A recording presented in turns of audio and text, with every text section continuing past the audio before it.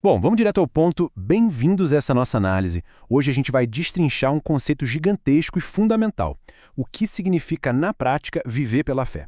Sabe, a fé é a base absoluta de qualquer conexão com o divino, mas por incrível que pareça, é uma das coisas que a gente mais confunde no dia a dia. A ideia aqui é deixar tudo muito claro e transformar conceitos que parecem complexos em algo super prático para a nossa vida. O nosso roteiro de hoje é super direto. Primeiro, a verdadeira definição de fé. Segundo, os equívocos comuns sobre sinais e sentimentos. Terceiro, alguns exemplos surpreendentes de fé. Quarto, a fé de Jesus.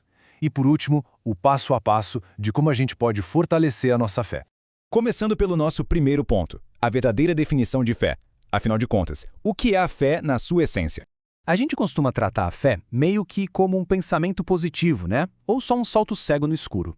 Mas olha que interessante, no Antigo Testamento, a raiz da palavra aponta para um lado completamente diferente. A palavra hebraica é emuná, e ela significa firmeza, fidelidade, constância.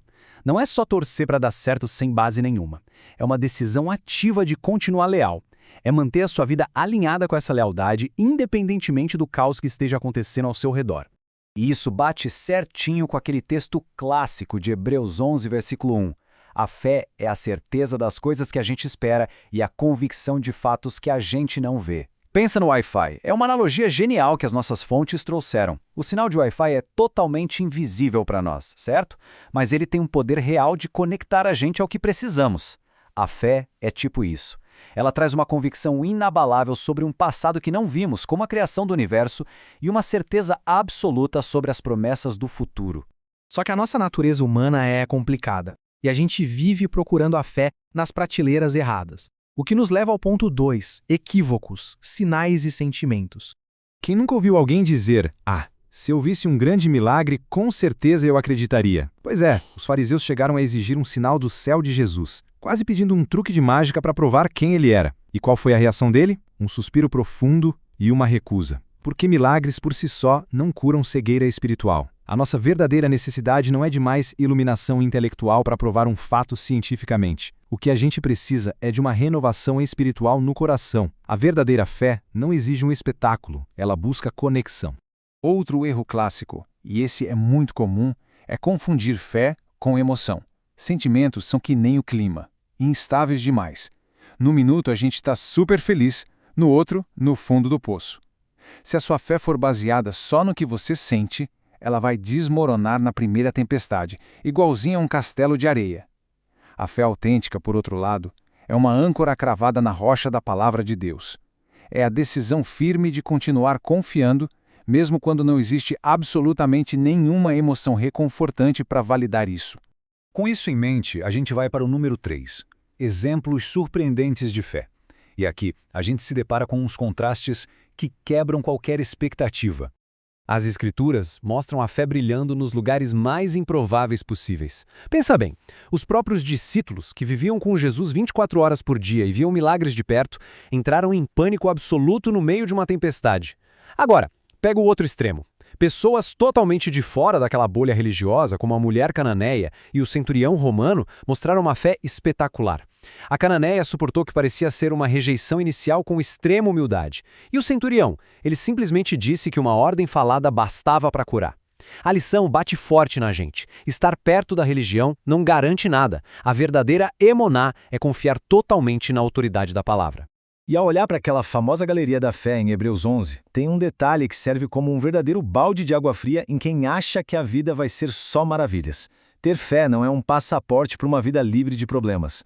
Pela fé, Noé sobreviveu ao dilúvio, mas pela mesmíssima fé, Abel foi morto. Pela fé, Enoque foi levado ao céu, mas outros heróis foram terrivelmente perseguidos. Entende? A fé não dita se a jornada vai ser fácil ou difícil. A fé é aquela certeza tranquila de que Deus está no controle do resultado final. O que nos leva a um nível ainda mais profundo nas profecias. Número 4. A fé de Jesus. O livro de Apocalipse traz um conceito lindo sobre os santos do tempo do fim. Eles possuem a fé de Jesus. E presta bem atenção nessa preposição. Não é só ter fé em Jesus, no sentido de aceitá-lo como Salvador, mas sim possuir a fé de Jesus. é adotar e praticar o exato mesmo nível de confiança perseverante, obediência e dependência total do Pai que ele demonstrou enquanto andava por aqui. E o auge, a maior prova dessa fé inabalável, aconteceu no Jardim do Getsêmani. Diante de um sofrimento absurdo, Jesus expressou o desejo humano e natural de fugir da dor. Passe de mim este cálice. Mas, na mesma respiração, ele se entregou por completo. Todavia, não seja como eu quero, e sim como tu queres. Esse é o ponto máximo da fé: sentir o medo, reconhecer a dor, mas se submeter 100% à vontade de Deus, sabendo que o plano dele é perfeito. Sabendo o quanto a fé é vital, vem a grande pergunta prática. Número 5. Como, de fato, fortalecemos a nossa fé? A real é que a fé funciona exatamente como um músculo. Se você não usar, ela vai atrofiar. Então, o primeiro passo é o contato diário com a palavra e com a oração. O segundo passo exige muita sinceridade. É pedir honestamente a Deus para aumentar a sua fé, mesmo quando ela parecer microscópica. E, em terceiro lugar, servir. Usar os seus dons para ajudar os outros, tira a fé do mundo das ideias e a coloca em movimento. A ação fortalece a convicção, com certeza. Sabe, ao longo da caminhada, as dúvidas vão surgir. É inevitável. Mas quando isso acontecer, desistir não é a saída.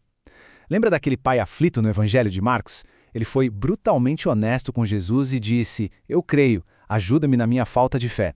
Ele escancarou a dúvida dele. E quer saber? Essa honestidade não ofendeu a Jesus de jeito nenhum. Ou melhor, foi justamente essa vulnerabilidade sincera que abriu a porta para o milagre. Agora, chegando ao final da nossa análise, eu deixo a sua provocação genuína para você. Como tudo que vimos hoje tocou o seu coração? O que muda na sua rotina depois de entender que a fé não é aquele friozinho na barriga, mas sim a imuná, a lealdade firme? Como a entrega total de Jesus lá no Getsêmani pode servir de âncora para você enfrentar as tempestades da sua própria vida hoje? Olha, essas promessas e verdades são duas demais para ficarem retidas. Então, aqui vai um pedido especial. Peça para compartilhar esse estudo. Mande o link dessa análise para o pessoal da Escola Sabatina, para os seus amigos, para sua família. Espalhar essa base tão forte pode ser exatamente o empurrão espiritual que alguém precisa hoje. Porque, no fim das contas, a fé que transforma a gente é a mesma que pode transformar um mundo ao nosso redor. Muito obrigado por acompanhar mais essa jornada de descobertas e até a próxima!